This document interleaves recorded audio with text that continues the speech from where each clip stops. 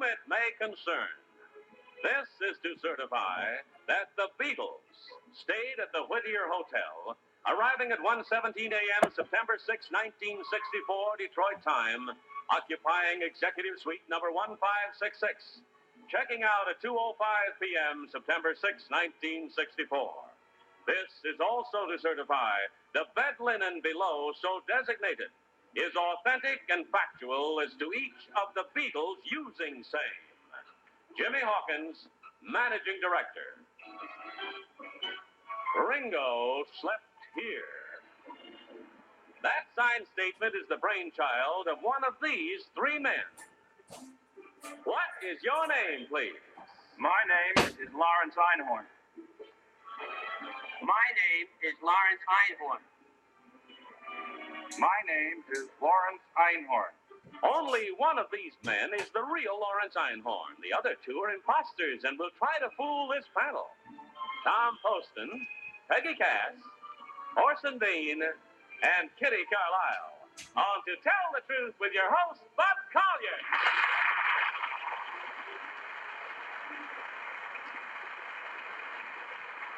Thank you, and welcome once again to Tell the Truth.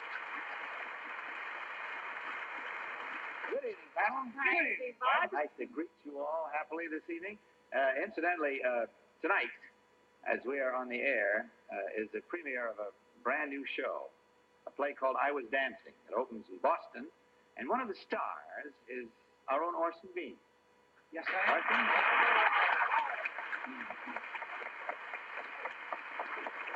Wish you the best of everything, but we're going to miss you for the next 4 weeks while you're on the road with the show. Well, I'm catching a jet out the minute we're off the air. Well, be sure you catch a jet back when you're back in New York. Marvelous play. Come to see it when it opens. Sure will.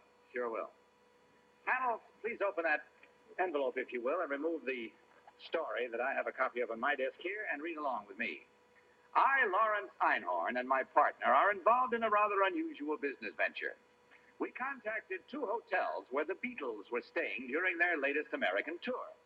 We convinced the hotel managers to sell us the sheets and pillowcases from the beds in which the Beatles were sleeping. As soon as the singing group had left the hotel, we had the rooms sealed and the beds stripped. The hotel manager was present at the time to authenticate that the linen we purchased had actually been used by the Beatles and to certify which Beatle had slept in which bed.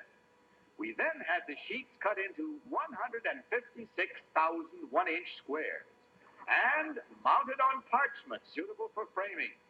We are selling these certified souvenirs for $1 each. When buying, Beatle fans may specify a sheet swatch as slept on by either George, John, Paul, or Ringo. Signed, Lawrence Einhorn.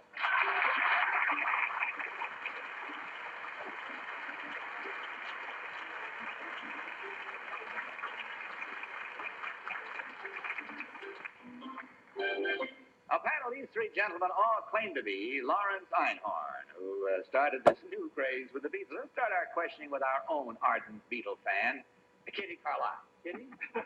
Thank you, Bud. Number 1, how long did these gentlemen sleep on these sheets? Just one night. Number 3, was there any appreciable difference between the sheets that were slept on by these famous gentlemen? No, they all look the same. Number 2, one wasn't any more wrinkled than the other? Well, they were pretty equal. Oh, dear. Number 3, are you a press agent? No, I am not. Number 2, what other business ventures have you been associated with like this? None like this. I should hope not. Tom Poston. Number 2, what does Einhorn mean? It's a name. To you, it's a name. Number 3, what does Einhorn mean? My name. That's all? I mean, it doesn't have any other meaning in another language? Well, Ein would be one in German, so I imagine one horn. We're talking to a unicorn. Number 1, does Einhorn mean that to you? Yes, it does. Number 1, were the sheets laundered before you sold them? Oh, no. Oh, no. You mean you're airing the Beatles' dirty linen? Number 2, were there any wives along in this? In other words, was there... Were there any of the... No, just the Beatles sheets, no white sheets. Thank you. Number 3. The Whittier Hotel overlooks a body of water. What body of water is that? I don't know. Huh? Oh, I guess you're not from Detroit, huh? No. Oh, that throws all these out. Number 1. What's Ringo's last name? Star. Number 3. What's John's last name? Lennon. Number 2. What's Paul's last name? McCarthy. Number 1. What's Ringo's real name? I don't know. Oh, number 3. What is George's last name? Harrison. Where is Mercy? What number 2? What is the Mercy sound? I'm not familiar with that. Number 1. What is the Mercy sound? I don't know. Number 3. Where are the Beatles from? England. Thank you. Forcing me. Number 3, are you sure? All right. Now, number 3 again. According to my figures here, you have cut these Grundy sheets up into 156,000 squares. Now, therefore, you're going to gross $156,000, right? Providing you sell them all. Right. Right. Now, you're not passing any of John's sheets off as Ringo's pillowcases or anything. I understand that the Ringo is very popular. So they've all been certified as being the actual ones. I see. And if there's any left to move, That's all the time we have. So strip your beds and mark your bottles. Mark them at once without change. And, of course, no consultation amongst you. Simply vote now for number 1, number 2, or number 3.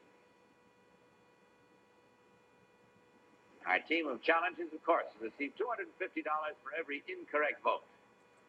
All ballots marked? Very well, Tom, for whom did you vote? I voted for number 3. He had the serious look of a guy who would be involved in a serious business undertaking like this. I thought it might be he. Peggy, which is your selection? I voted for number 3 because, gee whiz, the Mercy sound is the sound the Beatles make. That's a river in Liverpool or something like that. And number 3 knew George's last name, and hardly anybody ever remembers George's last name. It's Harrison. How about that? Poor George. Horse for me. yeah, well, I have some of Rudy Valley's old washcloths. I think I'm going to go to... I don't know who it is at all. They all look sane to me, and they all look like they're going to be rich. I voted for number 2. I don't know why, but he has a twinkle in his eye and looks like he needs the money. Jimmy Carlisle. I voted for number 3. Many of my betters are interested, I'm sure, in buying these things, and I think number 3 looks like a go-ahead businessman. All right, that makes it 3 for number 3, 1 for number 2. So let's find out immediately which one of these gentlemen, in truth, is the idea man who is selling these swatches of sheets of the Beatles. So will the real Lawrence Einhorn please stand up?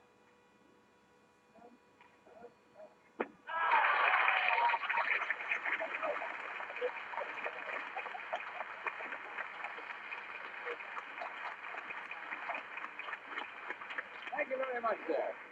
How have the sales been so far? Very good, thank you, Bud. About how many have you sold? About 25,000 so far. Wow. Incredible. Whew, man. Who's the fastest, Larry? Ringo. Bingo. Number 1, what is your real name, sir, and what do you really do? My name is Tony Leeds, and I'm a broker with Kaufman Management Corporation here in New York City. Thank you. Number 2, what is your real name and what do you do, sir? My name is Barry Milish. I'm one of the managers of Chicago's Playboy Club.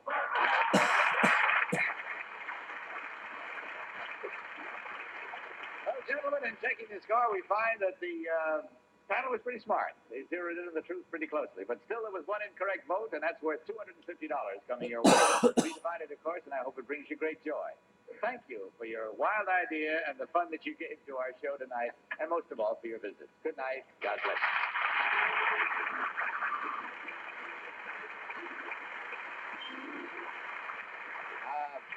you. Incidentally, Beatles fans, please do not write us here at the show asking for any of these little swatches, because not only do we not have any bed sheets or samples thereof, but Larry Einhorn assures us that by the time your letter reaches us, they'll be sold out. They're going so fast. Sell you some of ours. And now let's meet our next team of challengers.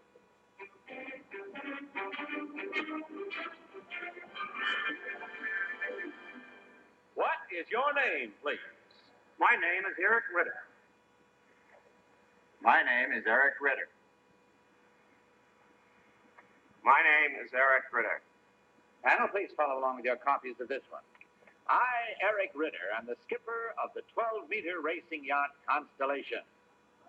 Sailing a 24-mile triangular course off Newport, Rhode Island, Constellation retained the world's most hallowed yachting prize, the America's Cup.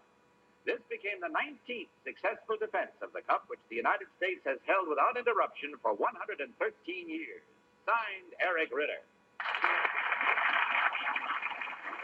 These three gentlemen all claim to be Eric Ritter, skipper of the victorious Constellation. Let's start this cross-examination with Tom Poston. Tom? Thank you. Number 3, Captain, congratulations to all of you. The real one, anyway. What did your rival captain say when he lost? Rather remarkable expression of good sportsmanship, I thought. Do you remember what he said? No, I don't. Not entirely. Number 2, do you remember what he said when he was bested? No, I do not remember. Number 1? I wasn't there. Well, I don't think he said it in your presence, but I thought maybe you might have known what he said. Number 2. What did he say? Well, he said it's a pleasure to have been beaten by someone as good as the American captain. Number 2. What are sheets to a yachtsman? Those again. What are sheets to a Beatle fan? What are Sheets are the lines that control the sail that you trim with. Peggy Cass. Number 1, what's a J-boat? J-boat is one of the America's Cup yachts which raced during the 30s. They preceded 12 meters. Thank you. Number 3, who's Buzz Mossbacher? He's a sailor. He successfully defended the America's Cup in '62. Thank you. Number 2, what's St. James Island? I'm sorry, I don't know. Number 3, how many did you have on your crew? 11. Number 1, what was the big fault that they had with their sails, the other boat, poor thing? They were just poor fitting sails. They were too full, for one thing. But number 1, Orson Bean. Yes, number 2, who built the Vim? The Vim was built by Sparkman and Stevens. Number 1, who built the Constellation? Winifred Yacht Yard on City Island. Medford. Number 3, what yacht preceded the Constellation as the champ? Weatherly. The Weatherly, and before that? Columbia. Number 2, Fleet Winespar. Who is he? Fleet Winesburg. Winespar. Never heard of him. Kitty Carlisle. Number 3, how many times do we have to do this again in order to keep the cup? I don't know that question is subject to an answer, or at least I don't understand. That's right. I asked a lot of questions I don't know the answer to. Don't you have to win the race again in order to keep the cup, number 2? The cup remains with the yacht club that won it originally, and as long as that particular yacht club wins the race, You can keep it. they keep it. Number 1, what does Thomas Lipton mean to yachting? Thomas Lipton was the most prolific challenger of the Americans. And number 3, what yacht did he... That's all the time we have, Miss Shamrock. You have to just mark your ballots, if you will, please. Mark them at once, without change, of course, without consultation. No need to really tell you that. Simply vote for number 1, number 2, or number 3. All ballots marked? All right, Tom, for whom did you vote? Well, I voted for number 3. I don't know enough about the race to be able to make a judge. I thought they all knew a lot about it. Peggy. I have to disqualify myself because in the middle of the questioning, I recognized one of them. Oh, you did? Yep. If I'm wrong, I'll kill myself, but I'm sure I'm right. You think Ringo would be here with a haircut? Orson Bean. Well, number 1 had a kind of a silly name for a shipyard. Probably it's the real one. I don't remember what it was, but it struck me as silly. I was torn in between 2 and 3, and 3 has a rather patrician look about him of a yachtsman, so I voted for him. Much like Fleet Winespar. Fleet Winespar is the most patrician of all. Certainly is. Kitty Carlisle. I voted for number 1. He had very good answers, very quick answers, and I think it's number 1. Very well, the votes are all in and the minds are made up. Let's find out now which of these 3 gentlemen, in truth, skipper the successful sailing of the Constellation. Will the real Eric Ritter please stand up? I would have voted for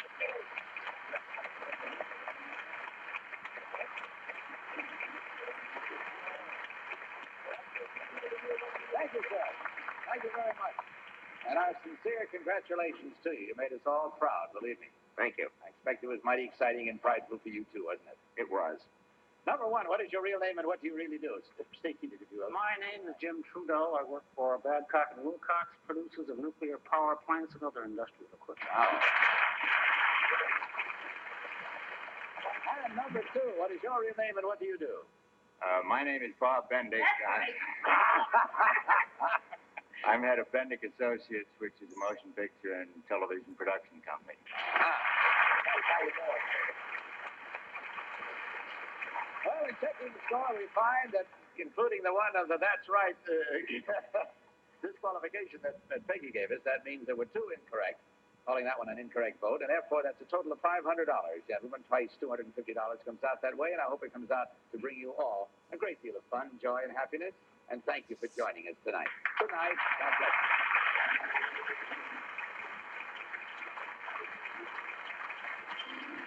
Mr. Ritter has asked us to send his prize money to the United States International Sailing Association as a contribution to the United States Olympic Sailing Team. And, of course, it shall be done. We'll put the panel back to work in just a minute. Meantime, here's something you'll enjoy.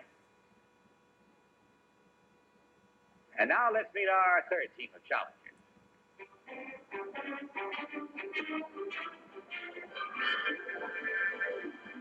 What is your name, please? My name is Patricia Hackett. My name is Patricia Hackett. My name is Patricia Hackett. Please follow along with this story, if you will, please, panel. I, Patricia Hackett, have a rather neat working arrangement. In the winter, I work indoors as a school teacher, and during the summer, I work outdoors as a ranger at Yellowstone National Park. My summer work includes guiding park visitors on nature walks and conducting evening campfire programs. My special job, however, is giving talks on Old Faithful, the famous geyser which about 20 times each day shoots thousands of gallons of steaming water 130 feet into the air. Currently, I am the only woman ranger in Yellowstone Park. Signed, Patricia Hackett.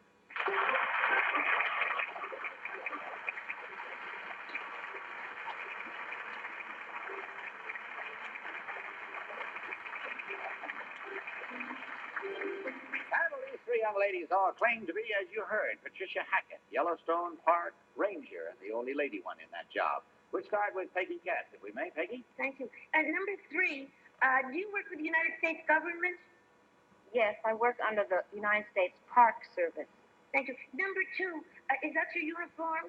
Yes, it is. Number one, how many girls are in the United States Park Service? Only one at the moment. Oh, and that's you. In Yellowstone. In Yellowstone. Thank you. Number three, where is Jackson Hole? In Wyoming. Thank you. Where's Yellowstone number two? In Wyoming. Oh, I got a sprite there. Number one, how close can you get to that thing with thousands and thousands of gallons of steaming water, 100 feet in the air? I mean, how close can you get to it? It's approximately within 50 feet. Within 50 feet without getting blistered? Yes. Or cooked. Horse and beef. Yes, number two. Give us a little of your spiel, will you? Pretend I'm here with. Now, that's a performance, and that we... All right. Well, what do you say about the geyser, then? I mean, in your own words. Say hello, guys. Or hello, guys. All right, well, tell me something about the geyser. I give it statistics. Its height, its length, and its interval. Oh, that's sweet. Number three, you're the only lady guide. Do the bears bother you at all? I heard you take it out and walk around on hind legs and everything. Friendly little fellas, big fellas. Well, as long as they're not grizzly bears, they don't bother you. How about the grizzlies? Do they give you a hard time? Number one, do you approve of fraternizing with bears? No, I do not. Good. I don't either. They can be very dangerous horses. Well. Number two, how often does the geyser go up? Oh, anywhere from 31 to 97 minutes. Oh, it changes. Yes. Number three, how near is Cody, Wyoming, to the entrance to the park? I beg your pardon? Cody.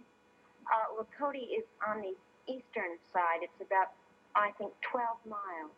Thank you. Number 1, was the Lewis and Clark expedition close to Yellowstone? Yes, it was. Number 2, when you're there all by yourself with all these gentlemen rangers, where do you sleep? In an apartment provided for me. By your, oh, yeah, I see. John Poston. By a grateful constabulary. Number 2, what causes the change in the interval of the geyser Erupting? The amount of cold water that comes back in after the eruption. Makes a difference in the time. Number 3, where are you from Yosemite? Where am I from Yosemite? I'm not too familiar with where Yosemite. It's in California, but I don't know how far away. Thank you. Number 1, isn't Yellowstone the place that the Indians used to be quite afraid of? Yes. Are they today? No. And that's it. So don't be afraid of voting. Vote now, at once, without change, without consultation, and without anything but just marking the right ones. Voting as you do for number 1, number 2, or number 3. All marked and quickly this time. It's got to vote. All right, Tom, for whom did you just vote? Well, I just voted for number 2 because I don't know if the rest of the panel noticed it or not, but she's wearing a uniform. Maybe it was hers. Thank you, Chaz. Which one do you think it Well, is? number 2 has a uniform and it sure does fit. But I thought that 3 just really seemed like an outdoor girl, so I voted for her. Besides, I don't think they give you an apartment. I bet they only give you a room. Austin, which one do you think is the real one? I'd give her an apartment, and I voted for it. Number 2.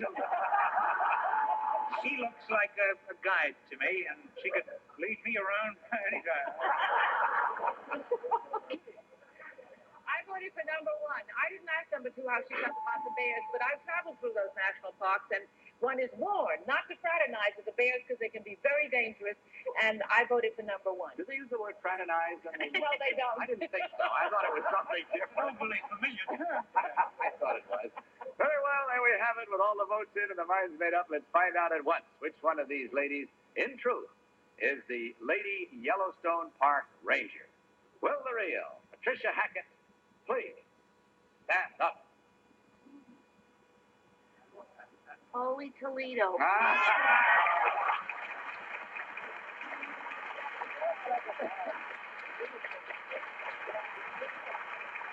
like the 2 gentlemen that are hardest to fool because they're the ones that guessed right. Number 1, what is your real name and what do you really do? My name is Elisa Ronstadt. I'm a theatrical lighting designer, and I work for Klinkle Brothers. Number 3, what is your real name and what do you do? My name is Jill Williams, and I'm a songwriter. And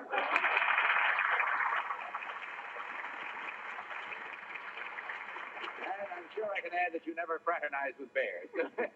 Checking the score, ladies, it was all right. There were 2 incorrect votes, and that brings us twice $250 or $500 to divide. The lights are sparkling in your eyes. They're not Klinkle lights either. They're the real thing. And may it bring you great joy. Thank you for being with us. Good night. God bless you.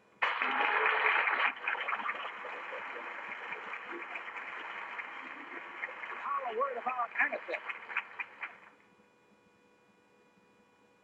This message can save you hours of pain, headache pain, tension, pain, depression, pain, jittery nerves, pain, fatigue, pain. It tells about the fast relief of today's Anacin tablet. Strongest in the pain reliever doctors recommend most. Contains more of this pain reliever than any leading headache tablet. Look, when you have a headache, an aspirin tablet gives some relief, and with buffering, you get some. But an Anacin tablet gives you the relief strength of an aspirin tablet plus added relief strength plus the strength of another ingredient. Headache pain's gone fast, so tension, depression, jittery nerves, and fatigue are gone fast. Remember, an Anacin tablet is strongest in the pain reliever doctors recommend most. Yes, strongest in the pain reliever doctors recommend most. Contains more of this pain reliever than any leading headache tablet. You know, Crandall, some years ago when I visited Yellowstone with all of my family, they were still laughing over something that had happened by 2 college men on vacation who went to an automobile junkyard and got a steering wheel and the post of an automobile And when I showed up behind the crowd, when Old Faithful was to go off and jammed it down in the soil there, and as the ranger started to talk about the water first coming up, one turned the other and said, all right, now give it a half a turn. So, of course, the crowd all turned and saw the business thing, and the water came up. And they did this through the whole thing. And finally said, open her all the way. And don't forget to join us at the same time next week, and I'll see you tomorrow afternoon in the daytime show. In the meantime, don't you forget to tell the truth. Good night. To Tell the Truth is a Mark Goodson, Bill Cotton production.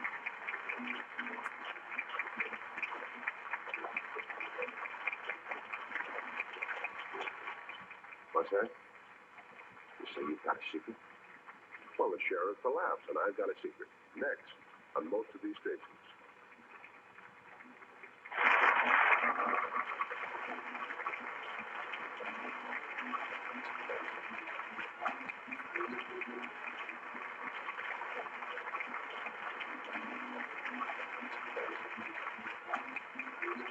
This is Johnny Olson speaking. For To Tell the Truth, the program was recorded.